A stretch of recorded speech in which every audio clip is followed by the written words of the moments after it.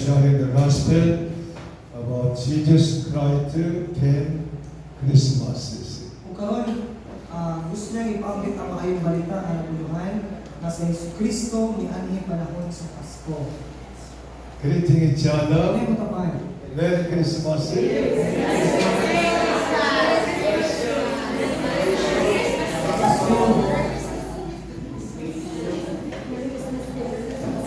We're reading Bible, Isaiah 32, verse 1 to 2. Kung akong basahan sa mga Biblia sa libro sa Isaias, Kapitulo 32, versikulo 1 abot sa 4. Isaiah 32, 1, 4. Hinana, dumato ang basa, ready go. May usa niyang kahari, na maghari bilang sa kataro.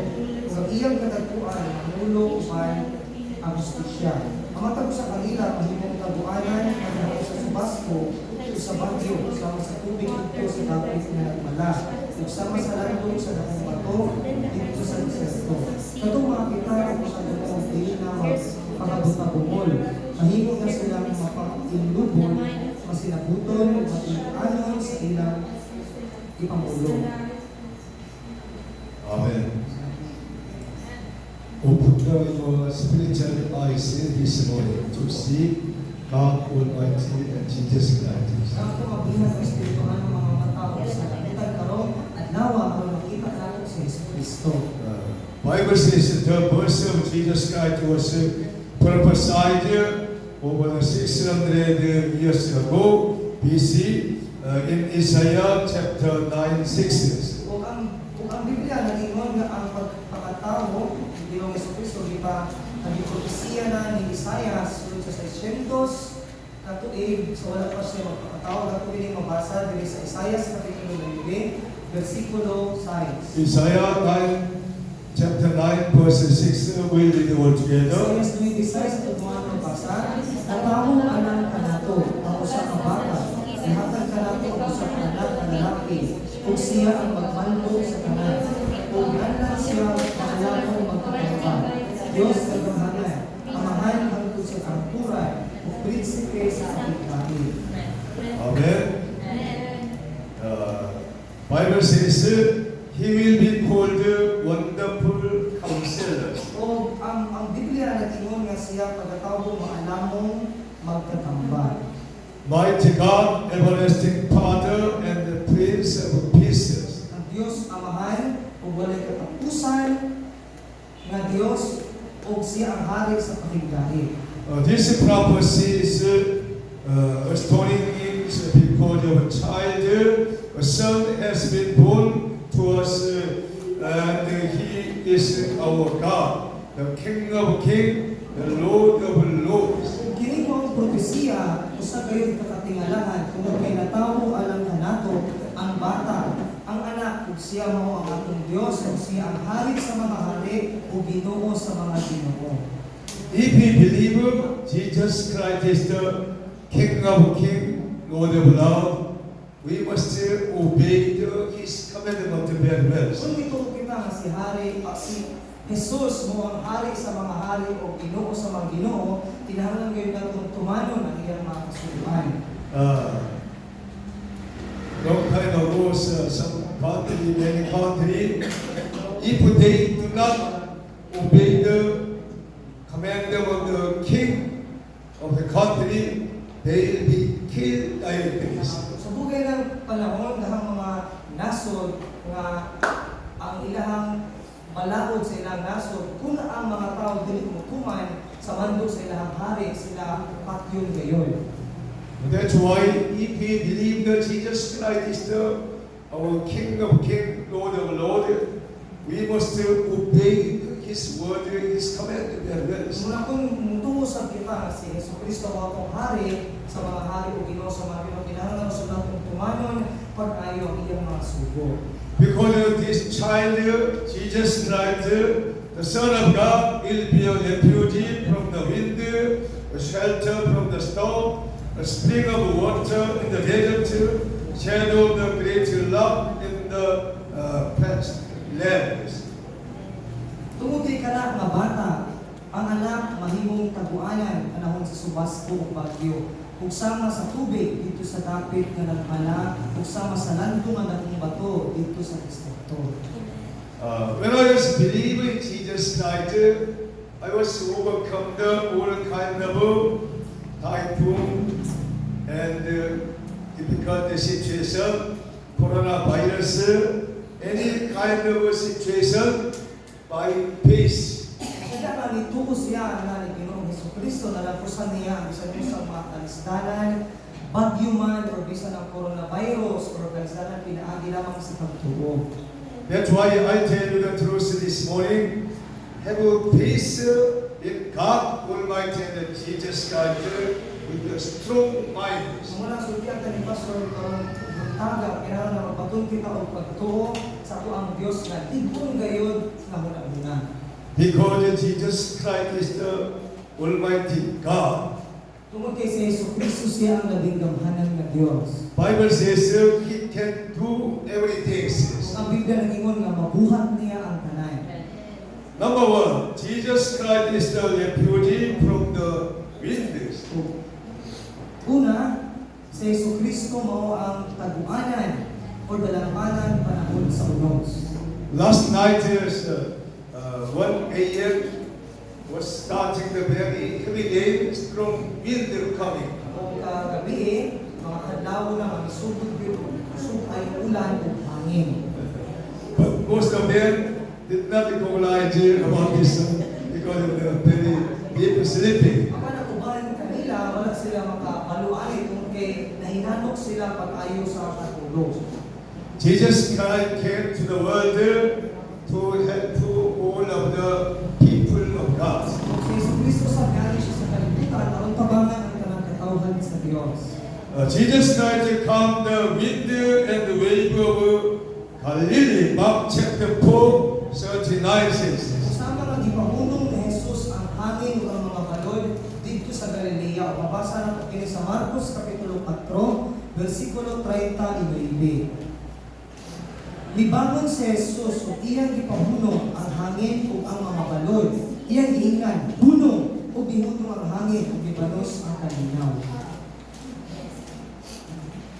When the disciple of Jesus Christ accompanied with Jesus Christ across the rivers, and then there's a very strong wind and very difficult situation. Sa di ang mga disipulo ni Ginoong Jesucristo, nakip si Jesucristo, nagkauban sila o abot sila sa lanaw sa suba. The disciple of Jesus Christ very afraid. Lord Jesus Christ, we are going to die. O nakahibalan sila daw kayong unos o nahadlong pag-ayo ang mga disipulo ni Jesucristo, mayroon nilang gibukaw sa Jesu, Ginoo, malunod na ta. During the strong wind, Jesus was sleeping at the back. O sa panahon sa kusog kayo mga unos, natulog lamang si Jesus dito sa uling. And Jesus got up and rebuked the wind, and the whole wind was completely calm by His word. O gibangon si Jesus, uyahang gibadlong ang mga unos o kalit-galit o gibanos ang kalinaw. Jesus Christ gave us the authority. You can command like me, Jesus teaching us this. Sa Jesus ang naghatag ka na itong otoridad na makahimo kita pagsugo sama kaniya. O kaya gitudlo na Jesucristo ka na ito. Jesus Christ is the perfect God Almighty. He can change all conditions of the world. Kung si Jesucristo siya ang impet nga labing gamhanan nga Diyos, o makahimo siya sa pag-usob sa tanang kahintang o sistema sa ating o kalibutan. But many people misunderstanding about Jesus Christ. Oh, they like to take care of baby with the Jesus Christ. Apan, ang ubang mga tao, nasayop sila pagsabot ni Ginoong Jesucristo. Unang gampanan nila sa Jesucristo, ilang isimang moral sa Jesucristo, bata ang ihapon. Jesus Christ stopped three devastating winds brought by Adam in the Garden of Eden. Kaya gipahunong usab ni Jesucristo ang kahoy nga makagun-og, ang mga hangin nga nagdala ni Adan gagidala ni Adan dito sa tanaman sa Eden.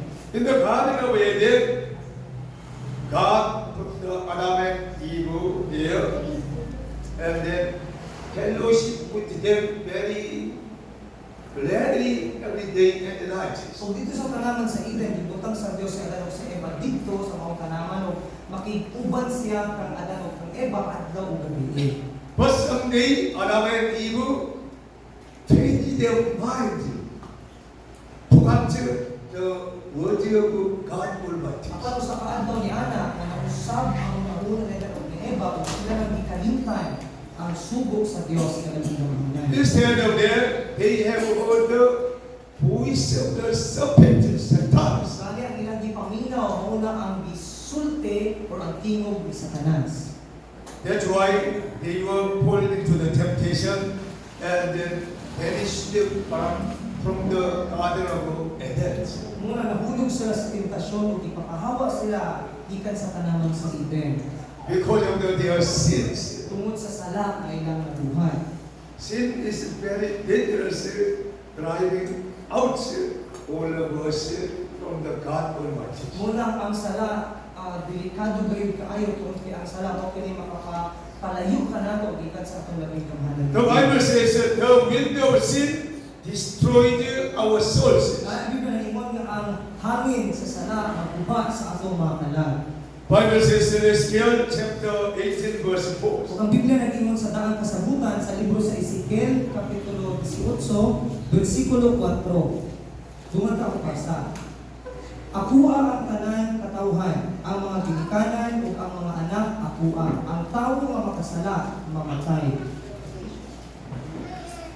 The soul who sins is the one who will die. So nga ang kalag nga makasala mamatay gayon. Many people, their conscience die because of the sins. Gani daghang mga tao ang ilang konsensya patay na tungod sa hilabihan nilang kanunoy pagkakasala. That's why they cannot follow the word of God and Jesus Christ of Kung evidence. isang saon nila, dinigil sila kasunod o katuman sa subo na Jesucristo. Jesus came to the world to restoration about this situation. Muna sa Jesucristo, nga din sa kalibutan, aron niya ang sulbahon tining maunga kalibutan. The Bible says, Proverbs chapter 1:27, the wind of the cold demonstrates life. Gani diri sa Panultihon kapitulo 1, bersikulo 27 nga naingon nga ang hangin sa pulo naguba sa kinabuhi.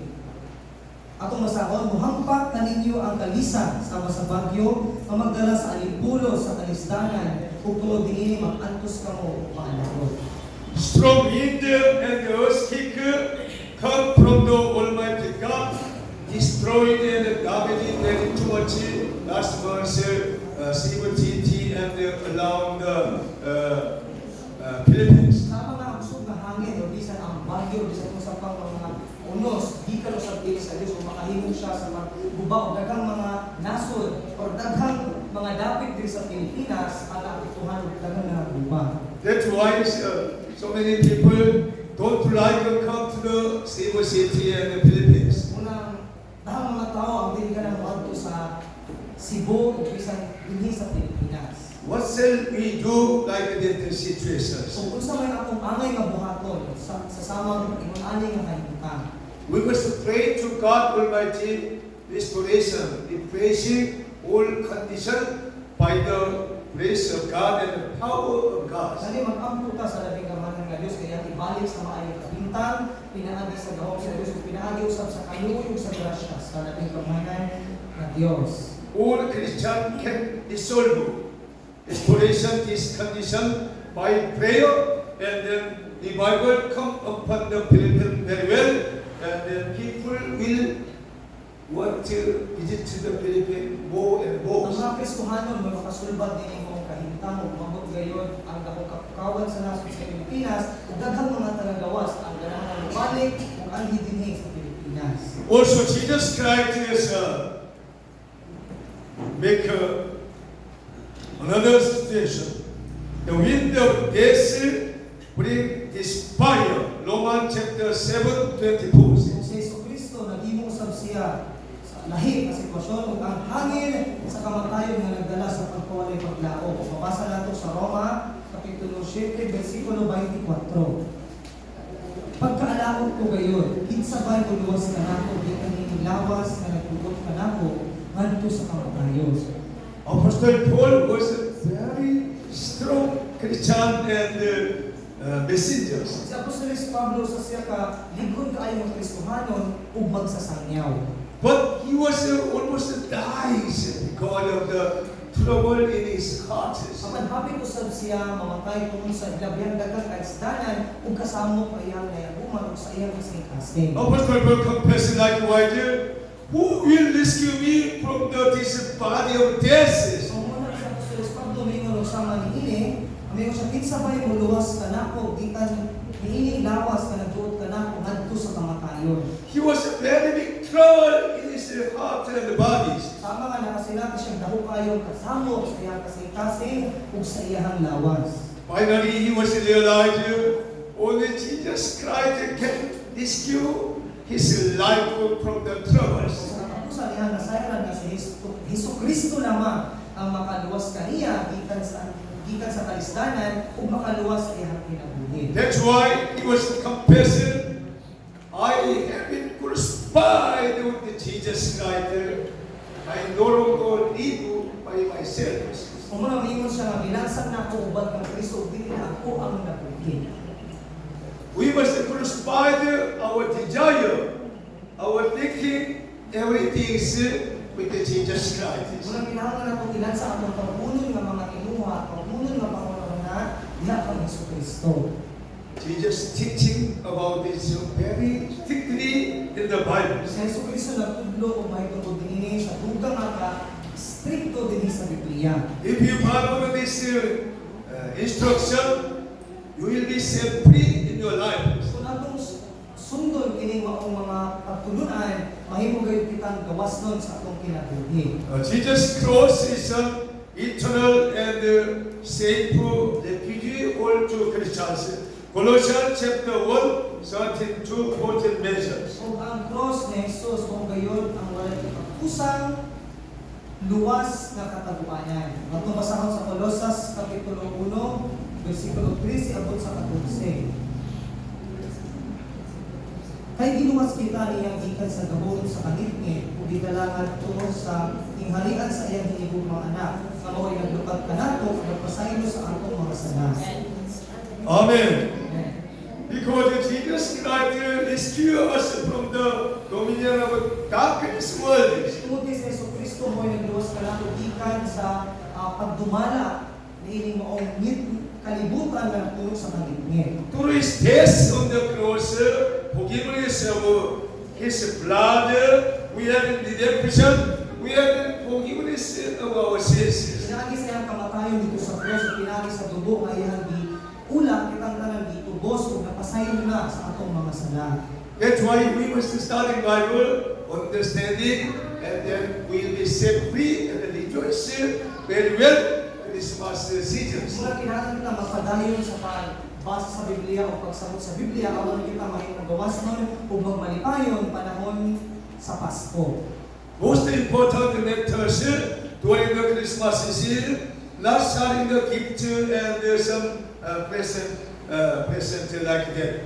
But we must hear the word of God, turning point our lifestyle with Jesus Christ. Ang importante sa Pasko, dili lamang ang pagkataganay o bayuanay o mga regalo o pagkataganay o sa inaanak o kung dili, ang importante mo gayon ang pag-usap sa atong nahuna o pagkatao diya kang Jesucristo.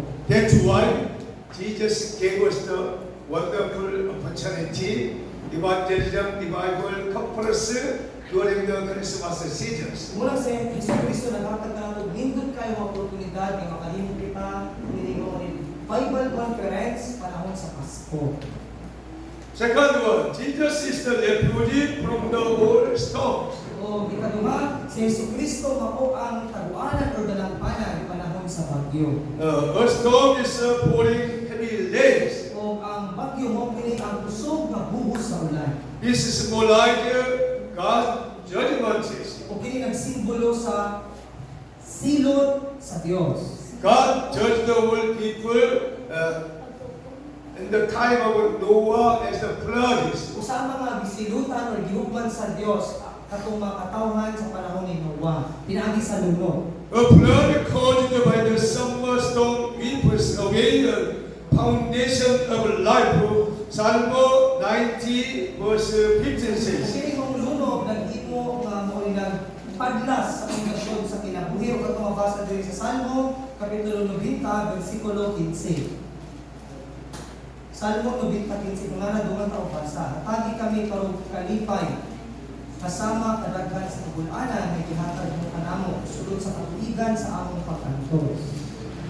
Even though we have many kind of trouble, problems, but when we meet Jesus Christ, when we understand Jesus Christ, we'll be simply rejoicing in our life very well. Ang mga bisan karong daghan ang mga kalistanan o mga pag-antos sa pagkul mahibalag nato sa Jesucristo magbalipayon gyud kita o mahimo kita gawas nun sa atong mga kinabuhi. Also, Bible says, 2 Peter 2:6, burning sulfur poured down on Sodom and Gomorrah, leaving the entire plain desolated. Kung dili usab sa ikaduhang Pedro kapitulo 2 bersikulo 6 nga nag-ingon ang kalayong asupre ang gibukbo sa Sodoma o sa Gomorrah o gibiyaan yung pinagyak ng kapil. Ikaduhang Korinto kapitulo 2 bersikulo 6. Dungan ta og basa, gisilutan sa Dios ang mga syudad sa Sodoma o Gomorrah pinaagi sa pagsunog dinhi ug gihimong kining palig-ingnan sa mahitabo niya sa mga tawo dalutan. The Old Testament, God destroyed the Sodom and Gomorrah with the burning sulfurs. Kung sa daang kasabutan, gisilutan sa Dios ang Sodoma o Gomorrah pinaagi sa kalayong asupre. Why Almighty God recording this story in the Bible? Kung ano gisulat man sa labing kamahalan nga Dios kini mao kaagi atong mabasa sa Biblia. This story made an example of what is going to happen to the ungodly persons. Kung gisulat kini tungod kay mao kini ang pananglitan nga mahitabo adto mga tawo nga walay kahadlok sa Dios ug mga tawo nga dili Dios no. Ungodly persons, sexual immorality, not follow the God Almighty and Jesus Christ, and then all kind of evil desire, they will be put to the burning sulfur like the Sodom and Gomorrah. Ang mga dili Dios no sama sa kanunay nagbuhat og sa lawayong pagpakiginawas, nagbuhat og pagayon sa pagpakasala o dili maayo mga binuhatan, makahiagom sila sama sa nahitabo sa Sodoma o Gomorrah nga gipaulanan sila sa kalayong mga asupre. That's why Almighty God showed us the example to not live like that person Sodom and Gomorrah. Muna ang labing kamahalan nga Dios kita ka nato ang kinahanglan kitang dili magkinabuhi ug sama sa kinabuhi nga gibuhat sa mga katawan sa Sodoma o sa Gomorrah.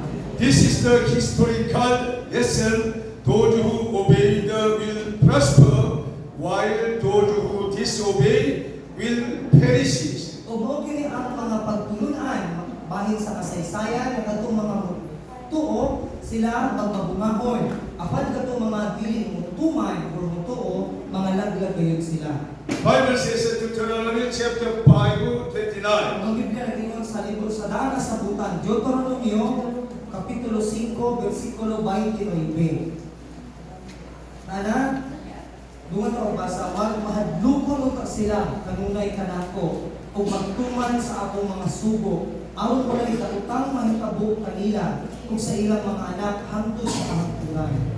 When we keep the old commandment of God, they will be prosperous and successful, and their children forever. Mura ko ng mga tao magmahadlukon ug magtuman gayon sa balaod sa Dios, sila gayon makalalanginan ug magbalangkuson gayon sila dili lamang sila kundi ang ilang mga anak ug ang ilang mga kaliwatan hangtod sa kahangturan. Bible says another Bible, Malachi chapter 4 verse 1. Kung sa laing bahin sa Biblia, sa daang kasabutan gihapon, Malakias kapitulo 4 bersikulo 1. Dungan ta og basa. Nag-ingon ang Ginoo nga labing kamahalan, moabot ang adlaw nga ang kanang mapahinason ug dautan sulugod sama sa dagami. Niadto niyang adlaw, mga sunog sila ang walay nabibilin kanila.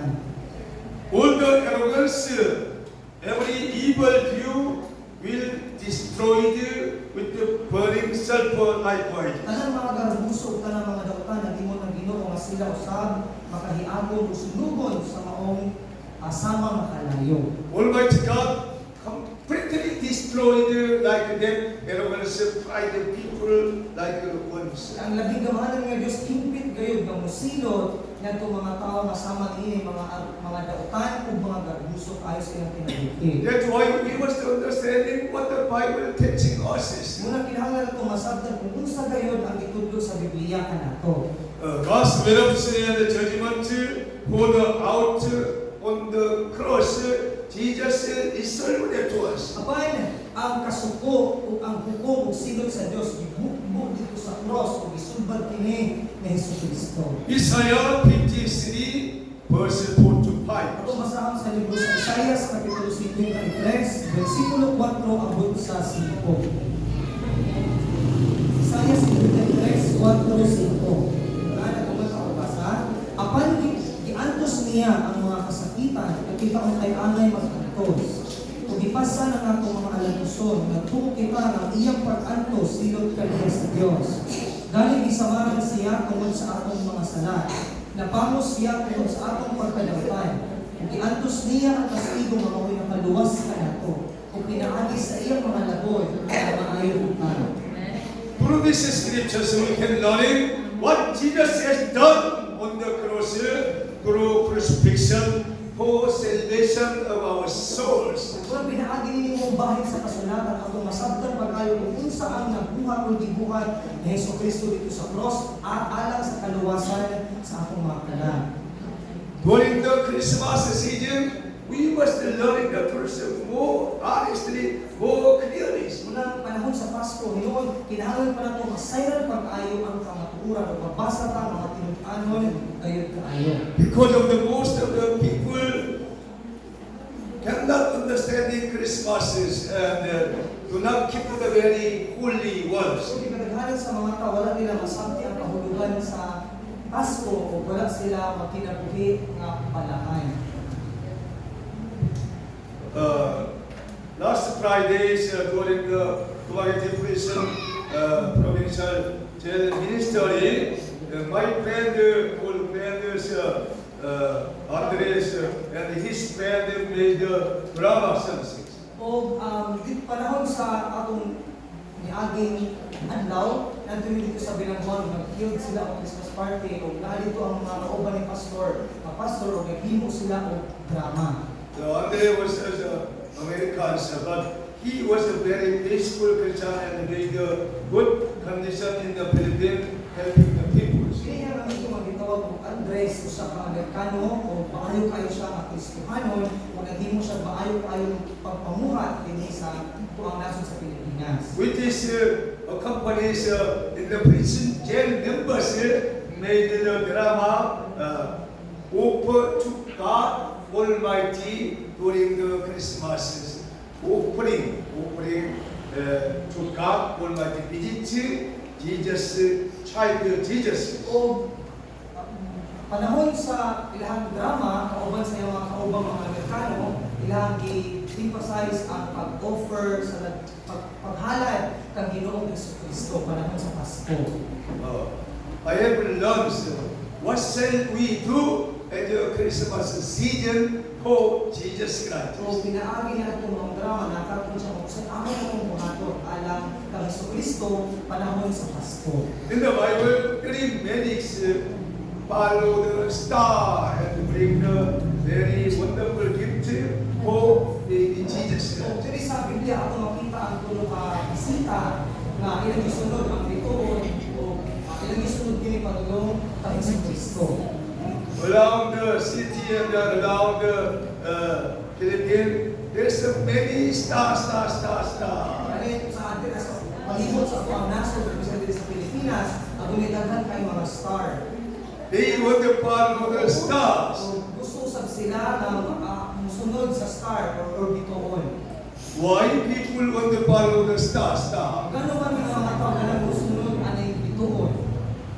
People must follow the star of the sky to preparing the offering to Jesus Christ. Ang mga tao, panahon ang mga tao, kailangan sila musunod sa bituon sa nila ang ilang halad kang Jesucristo. This is the meaning, real meaning of the Christmas parties. Kung kini ang matuod nga kahulugan sa panahon sa pagsahulog sa Pasko. We can find the refugee from the storm of judgment at the foot of the cross of Jesus Christ. Muna makahigit kita makakapit ang luwas ng dalampanan, panahon sa bagyo diha sa tinan sa cross ng Jesucristo. John chapter 3, 17 says, Kung atong basahin sa mga Biblia sa Juan Kapitulo 3, versikulo 17, ang ingon, kaya wala ipadala sa Diyos ang iyang anak ang sa kalibutan aron magsilot kundi ang pagluwas ng ini. Jesus came to the world to save the whole world of people through Him. Ani sa Jesucristo sa kalibutan aron luwason niya ang mga katawan sa kalibutan, pinaagi ra usab kaniya. That's why nowadays we can worship to God and Jesus Christ only. Unang karong panahon na makahimo kayo kita pagsimba kang Jesucristo lamang ang wala lain pa. Jesus Christ sits on the throne of God in heaven. Si Jesucristo naglibot sa tuong trono sa Dios dito sa langit. How can we deliver the gift to Jesus Kung Christ? saan man ato paghatod dinining maong ato mga gasa kang Jesucristo. Can you go to the throne of heaven to meet Jesus Christ? Makaduol ba ta dito sa trono sa langit aron ibalagon sa Jesucristo? We cannot go there, Kung di sa pagkakaroon di kita kaadto dito. but we can go there by prayer, by faith. Aman makaadto ta dito pinaagi sa ato mga pagtuo, pinaagi sa pag-aampo. We can bring the good gift to our Lord Jesus Christ in the churches. Kung makadala kita o maayo kayong gasa o regalo kang Jesucristo dinhi sa simbahan. That's why Almighty God planted the church open to God and the Jesus Christ in their ways. Mga gabi kamahalan nga Diyos nagtukod og simbahan para makahimo ng halad alang kang Jesucristo. Church is the place serving the Lord God Almighty and Jesus Christ very wholeheartedly. Tungod kay ang simbahan mo niyang dapit din makahimo kita sa pag-alagad kang Jesucristo sa pinasingkasing gayon. We can serving God and the Jesus Christ through our church mission. Makahimo kita sa pag-alagad sa Dios o kang Jesucristo pinaagi sa buluhaton or mission sa ato ang simbahan. Church ministry is most important to make your life very glad and happy. Kaya ang buluhaton sa ato ang simbahan importante gyud kaayo kay makahatag sa pili kanato og kalipay sa atong mga kinabuhi. Oh, Jesus Christ is like the stream in the desert. Kung sama nga si Jesucristo sama sa tubig nga naa sa deserto. The whole world is threatened by the desertification. Sama nga ang tibuok kalibutan kinahanglan nga makigbisog tungod sa kakulang sa tubig. The world will have to contend with the water storages.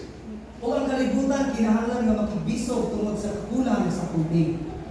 The people are becoming cold and unable to find comfort in their life according to the Bible. 2 Timothy chapter 3, 1 to 5. Sa katapusang panahon ang mga tao mahimong mga bugnaw o mahimong pilit sila makaplag o paghupay sila ito. Mahimong katong basahon, ikaduhang Timoteo, Kapitulo 3, versikulo 1 abot sa 5. Doon ito basa. Ikaduhang Timoteo 3, 1, 5. Timani kini sa katapusang mga adlaw, moabot ang mga malisod nga panahon.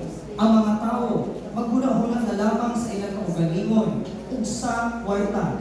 Hambugino sila, mapahitason, bugal-bugalon, masupilon sa ilang mga gidikanan, dili mapasalamaton ug dili Diosnon.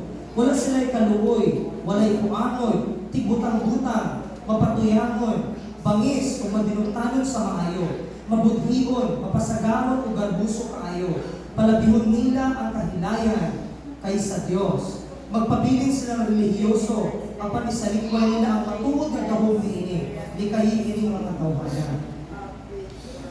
Apostle Paul prophesied already in the last days, all of the world people will be cold. O sa Apostoles Pablo, yan ang propesiya tuwan sa iyo sa Biblia nga sa sa katapusang panahon, tibuok kalibutan, ang mga Kristohanon, mabugnaw sila sa ilang bugnaw at alagad sa Diyos. Because of the old people love only themselves. Tungod kay ang mga tao, hinahinay na ilan na lang kaugalingon ang ilang higugmaon ug unahon. Not loving God Almighty. Wala na nila higugma ang Diyos nga labing batanan. How can we make a loving God? Kung sa ato ang imabuhaton aron atong higugma pag-ayo ang Diyos. When the fruit of the Holy Spirit come upon to us, we can loving God, loving another one very much. Unang pagkapuno sa Malang Espiritu, maabot na kanato, makahimok kita pag-higugma pag-usap, panig sa Diyos ug sa atong mga katawo. The Holy Spirit will make a cold condition to the very heart. Kay ang Malang Espiritu makahimo siya sa paghimo sa tao magugnaw ngadto sa init kaayo. When the burning our heart with the Holy Spirit, we can love God, we can love one another very much. Kung sadya nga magpuno na sa kainit ang atong kasing-kasing sa Malang Espiritu, makahimo na kita pagtugma sa Dios ug paghigugmaay sa matanusan. So let everyone who is thirsty come to Jesus and drink the living waters. Mga antanan ang giuhaw, mudungol siya ang Jesucristo moinom sa buhi at tubig. Now is the time we are drinking the living water, which is the word of God. O kautak na nagahimo kita sa pag-inom sa buhing tubig upang kini ang buhing pulong sa Dios. Jesus Christ is the provider in the desert in Israel people. 2 million people were thirsty and almost were going to die. Sa mga sa Jesucristo nakahimo siya sa paghatag sa tubig sa mga katawan nga malakyo na dito sa disyerto o mga 2,000 yunis sila kapin ka mga katawan hapit ng matay. Bible says Moses prayed to God Almighty God and Jesus Christ the provider from the Lord. Jesus Christ very fresh waters to all people, 2 million people, drank them, all the animals drank bunches. O abig ka rin nga sa diha kasi mo sa nag-angkor sa Ginoo ug pinaagi sa bato sa Jesucristo mihatag siya og tubig niinyo ang mga 2 milyones ka mga katawhan na nainom sila sa maong tubig ug bisan na ilang mga kahiyupan na kanilang usab. All the Bible story teaching us very, very wonderful stories. O ang tanan kaagi sa Biblia nagtudlo pa nato mga nindot kaayo nga mga kaagi. That's why I like to seek the Lord God and Jesus God every day and night to find the living water from the love of Jesus Kung Christ. nagkanaan ko siya mapangako ng Diyos adlaw ug gabi aron makaplagan niya sa Jesucristo nga nagtatag sa tubig pinaagi sa bato. Bible says in John chapter 4 verse 14. Kung ang Biblia natingon sa libro sa Juan, kapitulo 4, versikulo 14. Juan 4, versikulo 14. Doon ito ang basa. Apan ang manginom sa tubig, ang akong ihatag kaniya, dili na gayon uhawon. Kaya ang tubig nga akong ihatag, mahimo diyan kaniya, ang usa ka tuburan, nga muhatag og buhing tubig, kung kinabuhing walay katapusan. Jesus want to give us the spring of water welling up to the eternal life to give us. Dahil sa Jesucristo, gusto mo hatag ka nato sa buhing tubig, ang maugin ang naghatod ka nato sa tubig sa kinabuhing walay katapusan. And then Jesus continued teaching the people, John chapter 7, 38. Kung sa Jesus pa nga nagtudlo sa katawan sa Juan 7, 38. Dunga ka basa, bisan kinsa na magtuo ka nato, mudagay-day gikan sa iyang kasing-kasing, sama sa mga sapat, ang tubig nga naghatag ng kinabuhi, sumala sa giingon sa kasulatan. Amen. This is the script of scriptures. Whoever believes in Jesus Christ, a stream of the living water will flow with him continually forever. Kung mawagin ang sekreto sa Biblia nga, bisan kinsa ang mutuo kang Jesucristo, mudagay-day gikan kaniya sa iyang kasing-kasing, ang mga sapat, ang tubig nga naghatag sa kinabuhi, sumala hangtod sa kahantluran. Number 4, Jesus Christ is a shadow of greater love in a thirsty land. Kung ikaupat, si Jesus mo ang landong sa dakong bato sa ugang kayuta. The shadow of the great love is the refuge for those wandering in the wilderness. Kung ang dantong sa dakong bato ng mga dalampanan at mo ang dalampanan alam ni adtong mga katawan nga naisalaag sa kamingaway.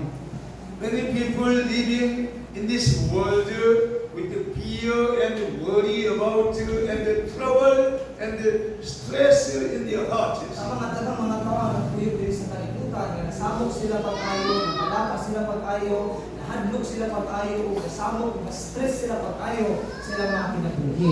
Why people are very difficult living in this world? Ano ang mga katawan nga kabuhi nga mga tao nagkalisod na sila sa pagpuyo dining kalibutan niya? Because there is no love, there is no mercy for the people. Tungod kay wala ay gugma o wala ay kaluoy sa tao.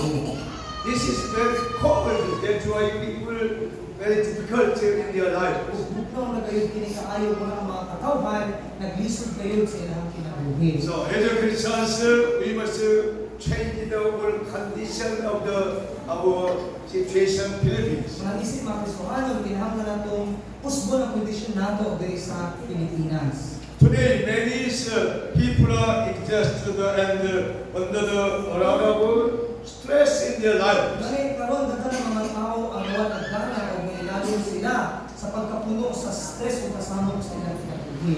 Therefore, even young men and healthy people suddenly stumble and fall down, die. Munang bisan gani ang mga batanon or ang mga maayong lawas, kalit lamang ang napadol o nahagbang namatay. So we live in a time when no one can guarantee tomorrow. Muna puyog kita or nabuhi kita sa panahon di walay nakasiguro mahitungod sa ugma. No one knows what happened to us tomorrow. Wala kayo bisan-bisan nga nakabalo sa mahitabo nato ugma puhon. Because nowadays is the very corruption generations. Karong panahon nga dapat nagayud kaayo ang ato ang henerasyon. Likewise, Galatians chapter 5 verse 17, murder, lovelies, looseness, act, domestic problems, suicide. Many people die about this one. Sama sa disbutan diri sa Galacia 5:17 sama sa mga mamumuno, sa mga kawatan, o sa nagbuhat ug daotan, o sa usa pang mga kalawayan, daghang mga tao o bisan ang mga tao sa nakasinabi ani o sa katapusan sila usab nagdiko. People want to do good, but they cannot do very well. Ang mga tao ganang sila magbuhat ug maayo at dili gyud sila kabuhat kini pagkayo. Because of the they have evil desire, they want to follow the pattern of this world, not follow the holy scriptures. Tungod kay napuno sila sa dapat timuha, gusto lamang sila musunod sa pamatasan sa kalibutan o dili sa balaan nga kasulatan. That's why we must fix our mind on Jesus Christ, follow Jesus Christ. Muna ako lamang ituto ang ato mga una ang Hesus Kristo ug sundon si Hesus Kristo. We'll find the new strength under the cross of Jesus Christ. Makaplagay kita bagong busog ilalom sa cross ni Hesus Kristo. The crucifixion of Jesus Christ seems like a very difficult thing. Kani ang pagbalansa ni Hesus Kristo daw lisod gayud kaayo. Very terrible situation, but there is still hope on the Calvary of mountains. Lisod kaayo to nga sitwasyon na pan adunay takong paglaom sa bukid sa Kalbaryo. Whether we learn or work to Jesus Christ, we'll never grow really if we follow the Bible, Isaiah 40 verses 31. Nga magdagan man or maglakaw kita ang musunod diya kang Hesus Kristo, dili bayud kita kapuyan. Sumala sa giingon sa libro sa Isaias kapitulo 40, versikulo 31. Dungan ako basa, apan katong mosalig sa Ginoo, makabaton og bagong usog, manglupad sila daw agila, managan sila og dili kapuyan, madlakaw og dili maluya. Amen. Amen.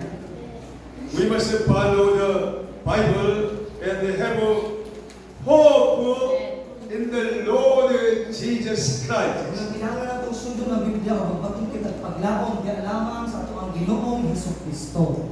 That's why this coming Christmas season is very important for our Christian life as church members. Sa kini umaabot kaning maong panahon sa Pasko, importante kaayo kini alang sa atong Kristohanon nga kinabuhi.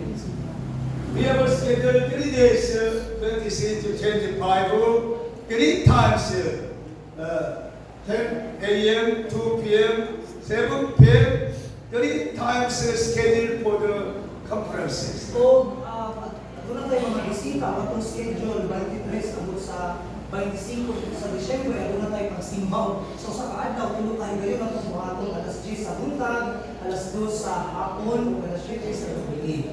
During this coming conference, I hope and pray all of the church members trained and receive the power of God, understanding the Holy Scriptures very well to follow the step of Jesus Christ. Ang po, naglaon sa pasuloy nga panahon, aling conference sulod sa tulo kaadlaw, kita mga usap, magtulog sa gahong, makasabot pag-ayos sa tulong sa Diyos, at mamusunod lamang sa mga lakang ni Hesus Kristo. DW Mission President Kim Young-sen, Reverend Kim Young-sen was very busy for missions. Kaya DW Mission nga presidente nga si Pastor Kim Young-sen, usap-usap siya pa-busy kaayo. But he had a mission for preaching the gospel in the Philippines and then decided to come to during the Christmas season, preaching the message here. Kung naghimo siya ang misyon nga moani siya diri sa Pilipinas sa panahon sa Pasko, isangyaw niya ang maayong balita, hindi gayon sa akong simbahan.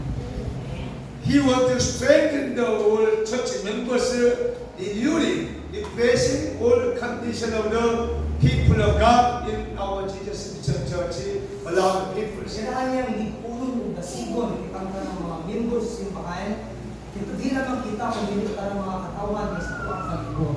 I will conclude the message. Today, people believe they can earn salvation and grace through their own works. Kasi ganun po sa iyong mensahe karon, ang dulit ng mga tao na mituo, maangko nila ang kaluwasan ng grasya, pinaagi lamang silang kaugalingong pagpalimpangon. So, they ask you what they must do to receive the salvation and the grace. Unang nangayo o nanguntaran sila kung unsay aral nilang buhaton karon magawag nila ang kaluwasan o grasya. But the Bible tells us that salvation and grace are not through our works, but through the personal encounter with the Jesus Christ. Apan ang Biblia nag-ingon ka nato nga ang kaluwasan o grasya dili nato kini mabatunan pinaagi lamang sa atong mga maayong buhat kundi mabatunan nato kini pinaagi sa personal nga paghibalay kang Jesucristo. That's why I pray that you will experience the meeting Jesus Christ, the Son of God, who came this world this Christmas 2,000 years ago. Unang ako nag-ampo nga makasinati kita sa paghibalad ng Jesucristo, ang anak sa Dios nga miani sa kalibutan, 2,000 kapin na sa tuig ang milabay. We'll receive the salvation and the grace through faith, believing and trusting in Jesus Christ. Makadawat kita sa kaluwasan o grasya, pinaagi sa pagtuo o pinaagi sa pagtuo, pagsalig kang Jesucristo. Because the Bible says Jesus Christ is all in our lives. Okay, ang Biblia nag-ingon nga si Jesucristo mo ang tanan-tanan sa ating kinabuhi. If you have money and gold and good luxury house material, it will not make you happiness. Kung naatay mga bulawan na ng kwarta, pang balay, o sa mga kagamitan, dili kini paigo mga kahatag ng tugtuma nga kalipay. Someday, all of them will disappear from your situation. Kung kini sila makahana o mawala ra, di ka na ko. But the word of God, Jesus Christ, will never disappear from us. Panagulong sa Dios, nga si Jesucristo dili kayo mahana o mawala, di ka na ko. So, if we truly understand the meaning of Christmas and meeting Jesus Christ, we'll experience the greatest happiness and blessing in our lives. Kung ato lamang masabtan ang matulog ng kahulugan sa Pasko o ang paghibalag kang Jesucristo, makasinati gayon kita o gilabihan kada o kalipay o panalangin nga kumadawatan sa atong kinabuhi. Let us pray, Father God Almighty. Today we have learning the true meaning of the Jesus Christ came to the world. Christmas meanings help all of us to understand the Holy Bible and the Jesus Christ very well, to change turning point in their life from today. Help all of us. In Jesus' mighty name we pray. Say Amen. Amen. Praise the Lord. We need to pray for the